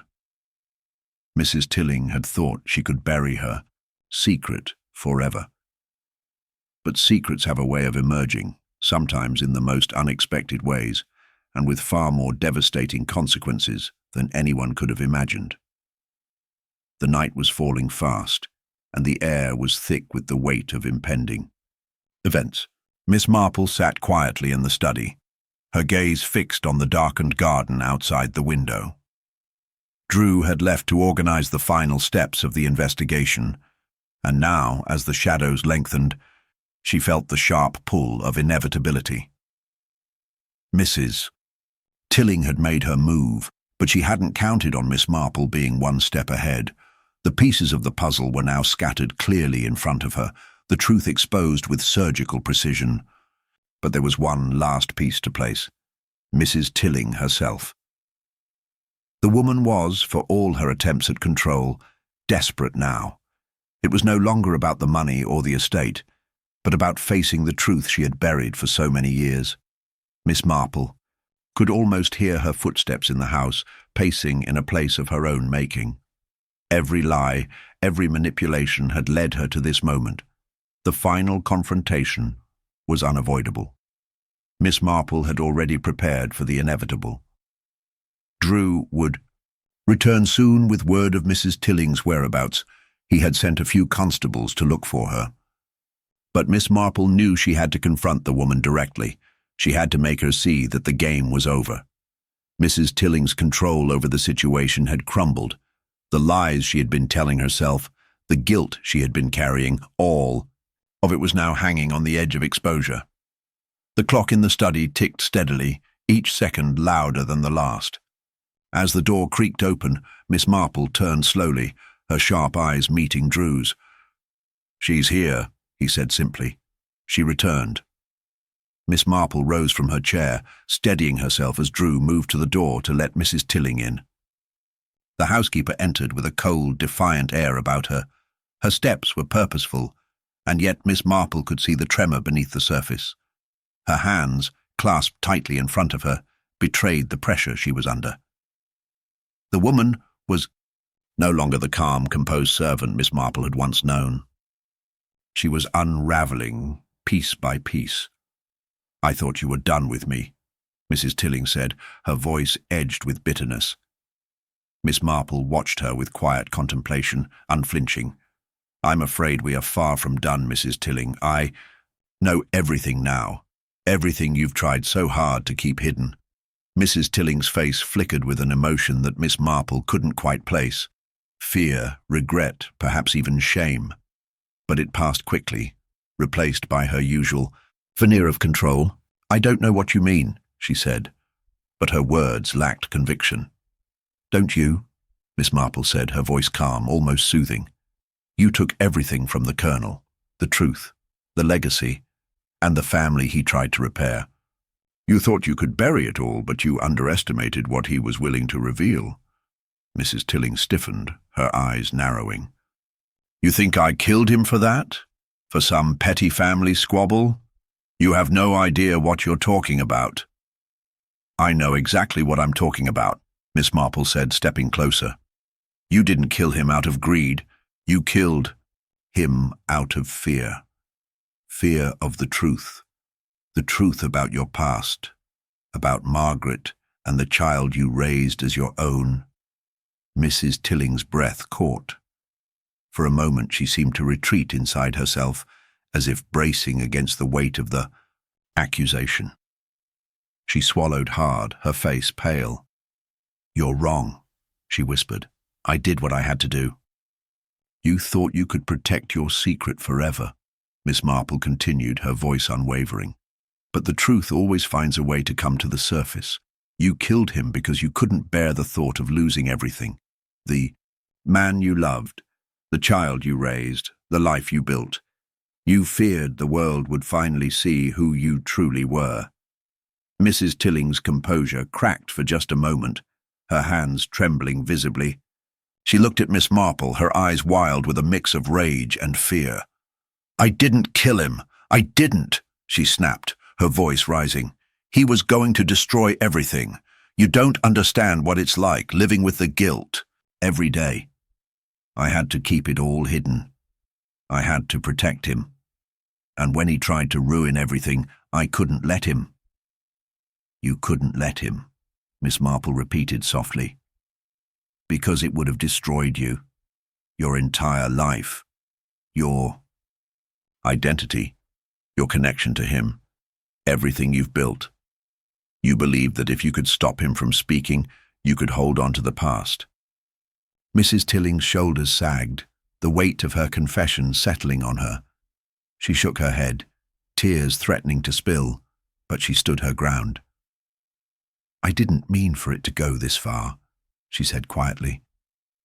"But when I saw the way he was looking at me, like he knew, I couldn't let him destroy me. I couldn't let him expose everything." Miss Marple nodded slowly, understanding. "So you took matters into your own hands. You saw the opportunity when the guests left. You poisoned the Colonel's brandy, knowing it would look like an accident. But you didn't count on one thing. You didn't count on me." Mrs. Tilling's face twisted with frustration, the last of her defenses crumbling. "You have no idea what it was like," she said bitterly. "I gave up everything to protect that secret. And now you're telling me it was all for nothing." "It was for nothing," Miss Marple said softly, "because the truth always comes out, and in the end it was never about the money or the power. It was about your guilt. The weight of it was too much to bear, wasn't it?" Mrs. Tilling's shoulders slumped, and she let out a long, shaky breath. "I never wanted any of this," she whispered, her voice breaking. "I just wanted to protect him. And now it's all gone. All of it." Miss Marple took a step back, allowing the woman to face her own unraveling. She had exposed herself, more than just the murderer, but the woman who had lived in the shadow of her own lies for far too long. Mrs. Tilling's actions, her desperate attempt to control the narrative, had finally caught up with her. "It's over, Mrs. Tilling," Miss Marple said quietly. "The truth has won." For a long moment Mrs. Tilling stood there, her head bowed, the weight of her guilt pressing down on her shoulders. Then, without a word, She turned and walked toward the door, the soft sound of her footsteps echoing in the stillness of the study. Miss Marple watched her go, knowing the chapter had closed. The final pieces had fallen into place. The case was solved. But the truth was always more complex than the surface. It always had more layers, more people affected by it than anyone realized. The truth had not only uncovered a murder, but the untold history of a woman who had carried a secret for too long. As the rain began to fall again outside, Miss Marple sat back down in her chair, her mind quiet for the first time in days. She had known the truth all along. It had been in plain sight, buried beneath the layers of lies and deceit. And now, with the final confrontation over, she could rest knowing that justice had been done. As the rain continued to drum against the windows of Denham Manor, the investigation seemed to reach its quiet conclusion. Mrs. Tilling had confessed, broken under the weight of her guilt, and the police had begun to gather the final pieces. Drew, though still shaken by the unexpected turn of events, was methodically working through the details, preparing to close the case. Miss Marple, however, felt a strange unease settle in her chest. She sat in her cottage, reflecting on the way everything had fallen into place, yet something told her it wasn't truly over. The phone call came late in the evening. Drew's voice was clipped, his usual calm now tinged with something else, an edge of confusion. "Miss Marple, you need to come to the manor. Immediately." She didn't ask for details. She simply grabbed her coat and left. When she arrived, the scene in the study was far from what she expected. Drew was pacing back and forth, his face drawn tight. Beside him stood Clara, pale and trembling, her eyes wide with something close to terror. "What's happened?" Miss Marple asked quietly, though her mind was already working through the possibilities.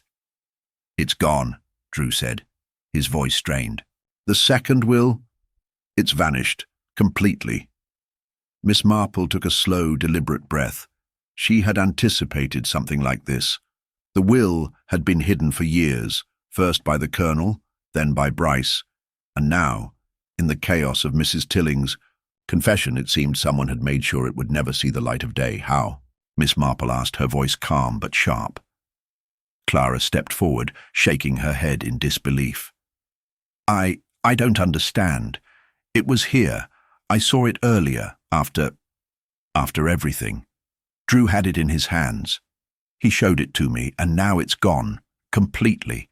The drawer's empty." Drew's gaze flicked nervously to the locked desk drawer, and then back to Miss Marple. "I don't know how. I've been in here all evening, checking the details. The will was right there on top of the papers. I left it on the desk for just a moment, and when I came back—" His voice trailed off, and Miss Marple knew exactly what he meant. It had been taken, not out of malice, but out of fear. Someone had been listening. Someone had been watching. Clara looked frantic. "It's not possible. It can't just be gone." "I agree," Miss Marple said slowly, her eyes narrowing, "which means the case is far from over. Someone is still at work, making sure the truth never fully comes to light." She turned and walked to the desk, carefully inspecting the area. Her eyes scanned the surface for anything out of place, any small clue that might indicate who was responsible for the missing document. The room was as neat as it had been before, but as her fingers brushed across the edges of the desk, she felt it. A slight indentation at the far corner of the desk drawer, just beneath the surface. She leaned in closer, tracing it with her fingertips, then turned to Drew. "Check the drawer again," she instructed. "Look carefully this time. It's not gone. It's hidden." Drew moved quickly, opening the drawer with more care this time. He hesitated as his fingers brushed against the bottom, then froze. "There's a false bottom," he said, pulling it open carefully. There it was, the second will, tucked inside the compartment. Miss Marple smiled faintly. The truth had been hiding in plain sight all along, and it wasn't the first time someone had tried to bury it. Someone wanted to make sure this wouldn't be found, Miss Marple said, her voice steady, but there was a flicker of something deeper in her eyes. But the more they tried to cover it up, the more they revealed themselves. Drew held the will in his hands, his eyes scanning it with disbelief. So it's true. Lewis really is the heir. He was meant to inherit everything all along. Yes, Miss Marple said, and Mrs. Tilling knew that. She knew that if the truth came out, it would not only ruin her position, but expose the truth about her own involvement in Lewis's life. She tried to stop it, but this will was the Colonel's final word. But if Mrs. Tilling didn't take it, then who did?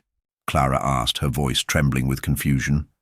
Miss Marple turned to her gaze steady. It wasn't Mrs. Tilling, it wasn't Bryce either. The real culprit was someone we haven't been paying attention to, someone who had everything to lose if the truth about Lewis came out. She paused for a moment, letting the words sink in. Drew's face darkened as realization began to dawn. Clara, Miss Marple said softly, her voice cutting through the tension. You took the will. Clara's face went white. She took a step back, her eyes wide with disbelief. No, no. That's not possible. You were the one who feared losing everything, Miss Marple continued, her voice firm. You thought the inheritance, the estate, the connection to your uncle would slip through your fingers. You knew that if this will was ever read, it would all go to Lewis.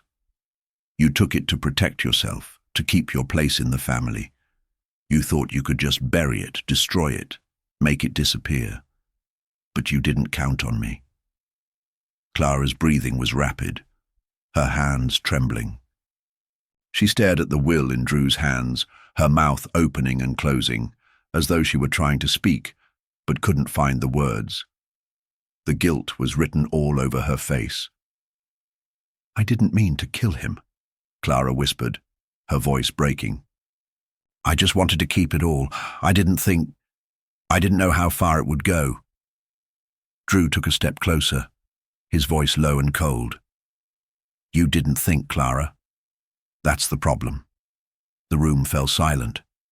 The weight of the moment, heavy between them. Clara sank slowly into a chair, her hands clasped tightly in her lap, the tears finally starting to fall. Miss Marple stood still, watching her with a mixture of pity and understanding. The pattern had finally revealed itself. Greed, fear, and desperation had driven Clara to commit the ultimate crime. But it wasn't just for money, it was for control. For the desperate need to keep a life that was slipping away from her. Miss Marple turned to Drew. She'll face the consequences of her actions, but we have the truth now. Lewis will inherit the estate, as his grandfather intended, and the family will finally be free of the lies that have held it together for so long. As the weight of the final revelation settled into place, Miss Marple felt a quiet sense of closure. The pieces of the puzzle had been put together, the hidden truths exposed. It was over. But there was one last thing she couldn't shake. The nagging feeling that even now, someone was still out there, watching, waiting for the next move. The shadows of the past never truly disappeared, and she knew, as always, that the truth was never as simple as it appeared. The morning that followed, Clara's confession felt strangely still, as if the air itself was holding its breath, waiting for something. Miss Marple sat quietly in her chair by the window, the first rays of sunlight creeping through the curtains, casting long shadows across the floor. Drew had returned to the manor, securing the situation with the constables and ensuring that the final pieces of the case were put in place. Clara had been taken away, her fate now in the hands of the law. The second will was now public, and Lewis, the true heir, had been informed of his inheritance. But as Miss Marple sat in her solitude, a deep unease settled over her. The satisfaction of solving the case, of seeing justice served, should have been more complete. But something lingered, something unsettled, something that hadn't quite finished unfolding. Drew had come back to her cottage that afternoon, his face drawn and his posture heavy with the weight of the final hours. He had handled the aftermath, secured Clara's arrest, and begun preparing for the next steps, but his eyes were clouded with something that Miss Marple knew all too well. "Something still doesn't sit right, does it?" she asked, her voice steady, yet soft. Drew sighed heavily, sinking into the armchair across from her. "No, it doesn't. It's done, or so it seems. But I can't shake the feeling that we're missing something. The second will is clear now. Lewis is the rightful heir, but there's still a piece of this puzzle that doesn't quite make sense. Missy. Marple tilted her head, her fingers tapping thoughtfully on the armrest. "You believe justice has been served, don't you?" "I do. In one sense, yes. But something about Clara's final actions, her confession, it doesn't add up. She was caught. She admitted to the crime. But there's something still hiding behind it all. It feels too easy." "Too easy," Miss Marple murmured, her eyes narrowing. "You see, Drew, that is the key. It wasn't easy. Not for Clara. She was the one who thought she had control, who thought she had finally sealed the deal. But she never truly knew she was being watched, never truly understood what was going on beneath her feet." Drew looked at her, perplexed. "What are you saying?" Miss Marple's gaze turned distant, her mind working through the details. Clara's confession, it came too late. She confessed only when there was no other choice. But before that, before Mrs. Tilling's arrest, before the truth came out, did you ever wonder why Clara was so sure of herself? Why she seemed so composed even when the weight of the truth was closing in on her? Drew was silent for a moment, then nodded slowly. "I thought it was guilt catching up with her. She knew it was over." "It wasn't just guilt," Miss Marple said quietly, her eyes scanning the room as if searching for the last hidden truth. "It was confidence. Confidence that she had won. She knew that even if everything came out, she'd still have the one thing no one could take from her. That photograph, the one of the woman with the child. And that note she left behind. 'I'm sorry. Goodbye.' She wasn't just apologizing to the Colonel. She was apologizing to someone else." Drew looked at her, realization dawning. She wasn't just running from the truth. She was running from the consequences of someone else's actions, someone else who had been in control the whole time. Miss Marple nodded, her voice calm. "Mrs. Tilling didn't kill the Colonel to protect herself. She killed him to protect someone else. The real mastermind behind this whole ordeal wasn't Clara, wasn't Bryce, wasn't even the Colonel himself. It was someone who had been lurking in the shadows the whole time, controlling the moves behind the scenes. Someone who never let go of the reins." Drew sat back, his face pale. "You mean Mrs. Tilling wasn't just a woman with a secret? She was a woman with a mission, a woman who knew how to use her position to manipulate others. But there was one thing she didn't count on: the photograph. The photograph of the woman with the child. That photograph was a reminder of everything she had given up and everything she had tried to bury." Drew's eyes widened. "But she confessed. She admitted to the murder." "Yes, but her confession wasn't the end. It was the beginning of something else. She confessed because she had to. Because she knew that the moment Clara had the will, the truth about Lewis's birth and the history of her connection to the Colonel, everything would collapse. But what if Mrs. Tilling wasn't the one who had orchestrated all of it? What if she was just a pawn in someone else's game?" Drew stared at her. "You mean there's another person involved?" Miss Marple nodded, slowly, her mind racing back to the key moments, the subtle manipulations, the small clues that had gone unnoticed.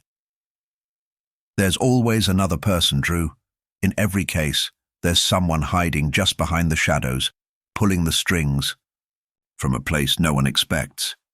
And in this case, that person is still free." Drew's expression hardened. "You think there's someone else?" Someone we've missed all along. Yes, Miss Marple said softly, her voice sharp now. Someone who has been controlling the narrative from the very beginning. Someone who has kept themselves hidden, who knew exactly when to step forward and when to stay in the shadows. The one who thought they had everything in their grasp, until now. Drew's eyes darted around the room as if seeing everything anew. The truth was finally beginning to click into place, and it wasn't Clara, Mrs. Tilling, or Bryce. It was someone else entirely, someone who had been lying low, waiting for the right moment to strike. And now that moment was almost upon them. Miss Marple stood up, her fingers trembling slightly as she reached for the door. "We're not done yet, Drew, not by a long shot." As she moved toward the door, Drew followed her, his mind working through the pieces of the puzzle she had just presented. The clock was ticking, and it was only a matter of time before the real mastermind made their move. The tension in the air thickened, and Miss Marple's resolve hardened. She had one final move to make, one last twist in this long and tangled web. The villain had been waiting in the wings, and now it was time for them to be exposed. Finally and irrevocably. The truth, Miss Marple knew, would always find its way to the surface. And the last thing they would all see was the face of the person who had been hiding in the shadows all along. The rain had finally stopped, but the weight of the night still hung thick in the air, pressing down on Denham Manor as if it too knew that something had not yet been fully resolved. Drew had left for the station, his mind still turning over the case, and the staff had gone back to their usual routines, trying to breathe again after the chaos that had turned their lives upside down. Clara, now in custody, was facing the consequences of her actions, and Mrs. Tilling, though unspoken of, had been dealt with. Yet, even as Miss Marple stood in the stillness of the study, her fingers brushing over the desk where so many secrets had been hidden, she felt a strange unease. The case was closed, or so it seemed. The will had been found, justice had been served, and the dark threads of the Colonel's past had been pulled to light. But there was still a question in Miss Marple's mind, one that clung to her like a whisper she couldn't quite shake. She turned, her sharp gaze landing on the empty space by the fireplace. The flickering fire had cast long shadows across the room, but it wasn't the shadows that unsettled her. It was the silence, the deep, pervasive quiet that followed the storm. She'd learned long ago that the quiet after the storm was the moment when a case was truly over, when all was accounted for. But there was something about this silence that felt too deliberate, too heavy. The pieces of the puzzle were in place, but the image it formed was still incomplete. Something small, something overlooked, still nagged at her. Her mind raced back over the investigation, the revelations, the confessions, the hidden truths, and one detail, seemingly insignificant, began to rise to the surface: the photograph. The one Mrs. Tilling had hidden so carefully, the one that had triggered the chain of events. It had been left on Clara's nightstand, a clue of sorts, but it had also been a warning. Clara had taken it, but why? What was it about that photograph, that moment in time, that had caused such panic? Miss Marple could see it clearly in her mind. The woman in the photo, holding the child, both trapped in a moment frozen in time. The connection between Margaret and Mrs. Tilling had been there all along, but Miss Marple had only begun to see it clearly when the puzzle pieces were almost in place. Margaret had been the key, but it wasn't just about who she was. It was about what she represented, a secret buried deep in the past, a child who had grown into a young man with a claim to the Colonel's estate. Mrs. Tilling had been terrified of that child, not because of the inheritance, but because of the truth that would come to light if he were to ever claim it. The truth about her own role in the Colonel's life, about her past, about the choices she had made in secret. Miss Marple knew the key to the entire mystery lay in that secret. But what was it? What had Mrs. Tilling done, or failed to do, that had kept her so tightly bound to the Colonel's past, and why had it made her so desperate? It was more than just protecting a will. It was more than just fear of exposure. There was something deeper, something that ran through everything, the relationships, the betrayals, the lies. A sound, soft and unexpected, broke Miss Marple from her thoughts. The door to the study creaked open and Drew stood there, his face drawn and tired. He had returned earlier than she expected. "Miss Marple, His words faltered as he saw her expression, the look of someone who had just put together the last piece of a complicated puzzle. "What is it?" "I've been thinking," she said quietly. "About the photograph. About Margaret. And about what Mrs. Tilling really feared." Drew raised an eyebrow. "We already know the motive. Fear of losing everything. But you're suggesting there's something more?" Miss Marple nodded slowly, her eyes fixed on the flickering flames. "Yes, but it's not just about the inheritance. It's about what she had to hide. There was a reason she was so protective of the past, Drew. A reason she couldn't let the truth come out no matter what." Drew stepped further into the room, his gaze now focused on Miss Marple. "What are you getting?" I think I've missed something," she said softly. "I've been so focused on the visible, the confessions, the motives, that I didn't consider what's still hidden, something from Mrs. Tilling's past that she couldn't risk having uncovered. What could be worse than everything?" "That's already come to light?" Drew asked, frustration creeping into his voice. "She killed the Colonel, tried to bury the truth, and now she's facing the consequences." "But she hasn't faced them all, Drew." "Not yet," Miss Marple said, her voice tinged with a quiet certainty. "There's one more thing she didn't reckon on." Drew frowned, perplexed. "And what's that?" Miss Marple's eyes narrowed, and her voice dropped to a near whisper. "The child, Lewis. The truth about his birth. The identity of his father." Drew blinked, his confusion deepening. "But we already know he's the Colonel's son." "Yes," Miss Marple said, her voice sharp now, filled with the clarity of understanding. "But we never knew who his mother really was, Drew, and I think that's the key.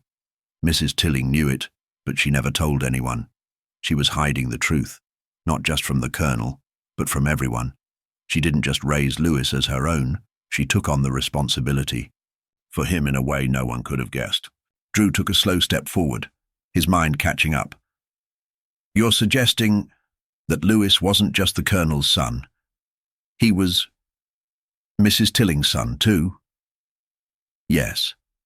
I think she was his mother, and I think she had to hide that fact because if the truth came out, everything would change." Drew stared at Miss Marple, stunned. "That's why she killed him." Miss Marple nodded. "She wasn't protecting the estate. She was protecting the truth about Lewis.